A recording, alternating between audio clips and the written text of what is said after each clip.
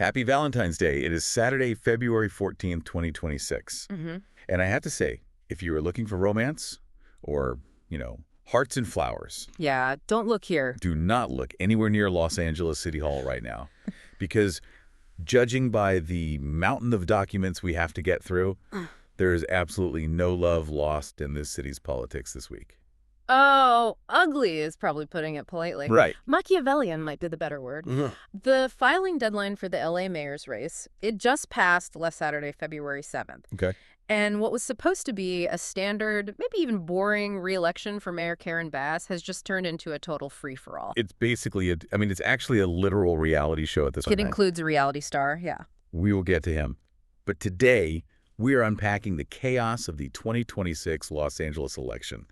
We're talking a scandal they're calling Firegate, a Shakespearean betrayal. In a city that just feels like it's coming apart at the seams. And, just to be clear for everyone, we are pulling this directly from official city clerk filings, reporting from the Los Angeles Times, a really deep analysis from Cal Matters, and a bunch of local news reports.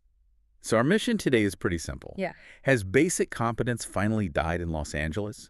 Or are voters finally waking up to how their city is actually run? Let's start with the fire. You have to. You really can't understand the psychology of this election without understanding why the smell of smoke is still hanging over this administration. Exactly. We have to go back to January 2025, the Palisades Fire. This wasn't just a brush fire. No, this was a catastrophe.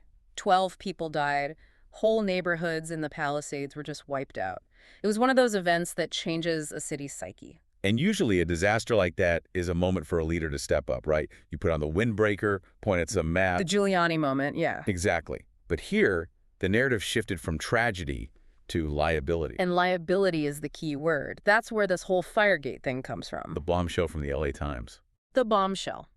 The story alleged that Mayor Bass's office interfered with the official after-action report on the fire. Okay, let's pause and unpack that. For anyone listening who isn't a bureaucrat, what is an after-action report and why does it matter? So after any major incident, the fire department writes up a technical draft. It's an autopsy of what went wrong. We did this. We should have done that. So you can learn from it. It's how you learn.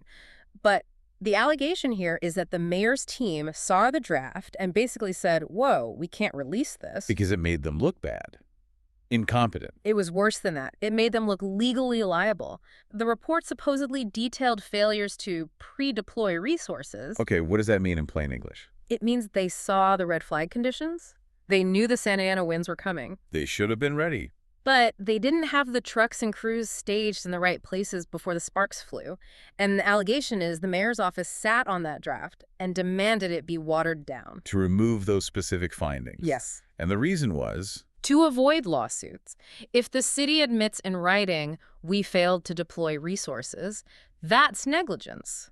That opens the door for every family who lost a home to sue the city for millions. Wow. So, let's get this straight.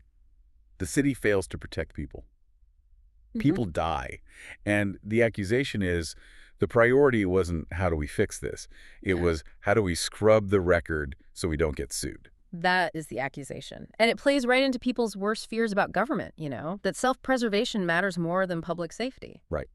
Now, we have to be fair. Mayor Bass is calling this story 100% false. Fabricated was the word she used, I think. It was. And her defense is actually pretty clever. She's arguing she fired the interim fire chief because of these failures. What is she saying? She's saying, why would I hide the failures when I use those exact failures as the reason to fire the chief? That's a logical defense. I didn't hide the mess. I fired the guy who made it. It is. But the voters aren't buying it. I mean, looking at the polling, her approval is in the low 40s. That is dangerous territory for an incumbent. It is the danger zone. When an incumbent polls that low, it means the voters have already decided to fire them. They're just looking for an alternative. You look weak. And when you look weak in politics, the sharks begin to circle. Which brings us to the Shakespearean betrayal. Because the shark that just bit her isn't some Republican. It's one of her own allies. This was the real shocker of the week. Nithya Raman. City Council member Nithya Raman.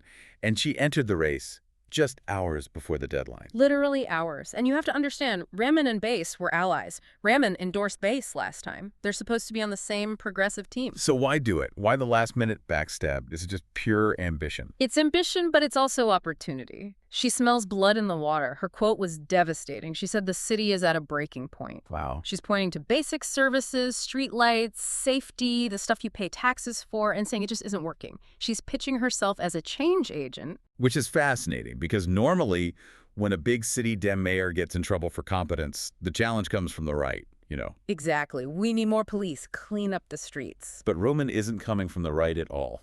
Not even close. This is key for listeners. Raman is supported by the DSA, the Democratic Socialists of America. Okay, so what does that mean in practical terms? How is a DSA candidate different from a standard liberal-like base? Well, a liberal-like base works within the system, reforming the police, for instance. The DSA platform is more radical. They advocate for things like heavy rent control, government-owned social housing, and often defunding the police. So the city is dealing with crime and fires, and the main challenge or solution is to go further left. It seems counterintuitive, doesn't it? Yeah. Usually voters want order, not revolution, when things feel chaotic. That's the dynamic to watch. And the Bass campaign hit back immediately. They accused Raman of opposing the cleanup of homeless encampments and compromising public safety. Wait, so now suddenly Bass is the law and order candidate? When you're running against a socialist, yes. It just shows you how scrambled LA politics are. You have a failing incumbent being attacked by a former ally who says the solution is more radical ideology. It's the system is broken versus the system needs to be dismantled. That's it, exactly. But let's dig into that Raman angle a bit more, because she's on the city council, right? She is. She's not an outsider. She's been in City Hall. So she's accusing Bass of failing on homelessness. But hasn't the council, with Raman on it, been blocking a lot of the enforcement measures Bass wanted? That is the massive contradiction, and you can bet the Bass campaign will hammer it. Raman has been one of the strongest voices against sweeping encampments. She voted against that 41.18 ordinance, right? Remind us what that is. 41.18 is the law that bans camping near schools and daycares. It's the main tool the city has to clear tents from sensitive areas. Raman voted no. She says it criminalizes poverty. So she stops the city from cleaning up the streets and then runs for mayor saying the streets are a mess. It's a bold move. Some might call it gaslighting. She's betting that voters are unhappy with the result, but that they'll believe her when she says the solution is more services, not more enforcement. It's just incredible. Yeah. Bass is trapped. She's not progressive enough for the activists, but she's too incompetent for the moderates who just want the potholes fixed. That is the worst place to be in politics. You have no base. Which brings us to the alternatives. Because if you think the city is broken, but you don't want socialism, who's left? Well, We have to talk about the guy who actually cares about the fire, the one who knows how to get on camera. you're talking about Spencer Pratt. The guy from The Hills. The reality TV villain. I saw his name, and I thought it had to be a joke.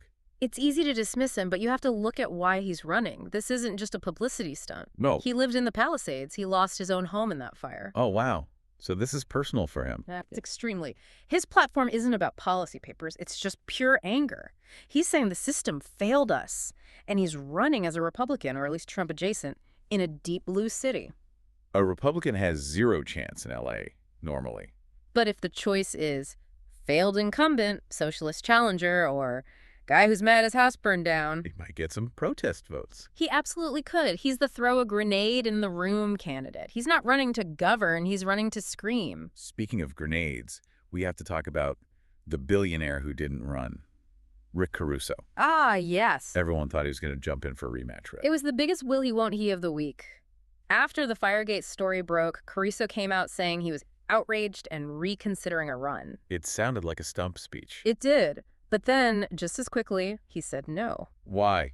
If Bass is this weak, why not take another shot? Well, Caruso has his own fire baggage. Remember, during the fires, it came out he had private fire crews protecting his mall. The Palisades Village? Walls, structures around it burned. Oof. Yeah, not a great look. My high-end mall is safe. Good luck with your bungalow. Exactly. It just highlights that class divide too sharply. Plus, he spent $100 million of his own money last time and lost. He probably decided to just watch this mess from the sidelines. And we also lost Austin Butner, who was a big centrist challenger. That was a real tragedy. He withdrew after his daughter passed away unexpectedly. Politically, though, it removed the main moderate alternative to Bass, so the lane is wide open. So let's reset the board. We have Mayor Bass, wounded. Nithya Raman attacking from the socialist left. Spencer Pratt from the populist right. And the voters in the middle. But there is one more name we have to mention. Donald Trump. He is always in the room, isn't he? Especially here. The Cal Matters analysis on this was really interesting. Trump has been hammering LA, calling it a trash heap. His administration is conducting these high-profile ICE raids in the city right now. Which always makes people in LA furious. Right. And here's the paradox. This is the really sophisticated part. Base is unpopular locally because of the fire and homelessness. But when Trump attacks her, it rallies the liberal base. So, Trump attacking her might actually save her job. It's the bulwark theory. She can pivot from her local failures and say, look, I may have messed up the fire report, but I'm the only thing standing between you and Donald Trump. She wants to make it about LA versus Maggie instead of competence versus incompetence. That is such a cynical strategy. It is cynical, but in a city that votes overwhelmingly against Trump's agenda, it might just work. It forces voters to choose between their local frustration and their national identity. And most Angelinos hate potholes, but they hate Trump more.